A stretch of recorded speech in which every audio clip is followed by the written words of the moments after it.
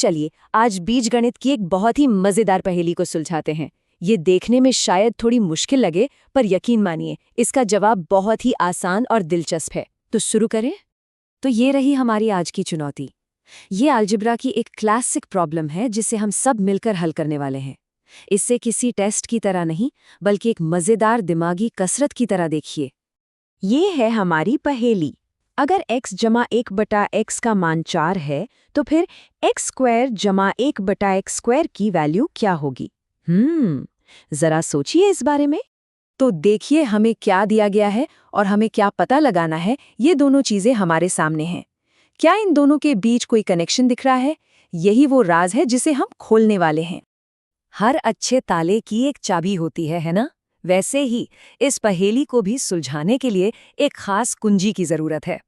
एक ऐसा secret formula जो इस पूरी प्रॉब्लम को चुटकियों में हल कर देगा। जानना चाहेंगे वो चाबी क्या है? और ये रही वो जादुई चाबी। ये अलजेब्रा की एक बहुत ही मशहूर आइडेंटिटी है, a + b होल स्क्वायर, जो बराबर होता है a² + b² + 2ab के। है ना एक जबरदस्त टूल? तो अब सवाल ये है कि ये फॉर्मूला हमारी पहेली में कैसे फिट होता है? हमारे केस में a क्या है और b क्या है? बिल्कुल सही, a की जगह है x और b की जगह है 1/x। तो जब हम इन वैल्यूज को फॉर्मूले में डालते हैं तो हमें मिलता है x + 1/x का स्क्वायर = x² + 1/x² + 2। अब आप सोच रहे होंगे कि वो 2ab वाला हिस्सा कहाँ गया? जब हम 2 को x और 1/x से गुणा करते हैं तो x से x कट जाता है और हमारे पास क्या बचता है? सिर्फ 2। यही इस पहेली का असली ट्विस्ट। ठीक है, अब जब चाबी हमारे हाथ में है तो चलिए इस पहेली का ताला खोलते हैं, स्टेप बाय स्टेप। तैयार है? तो जैसा कि यहाँ दिख रहा है, पहला कदम है जो वैल्यू हमें पता है उसे रखना। हमें पता है कि x + 1/x की वैल्यू 4 है। तो हमारा समीकरण क्या बन गया? हाँ, 4 का स्क्वायर = x² + 1/x² + 2।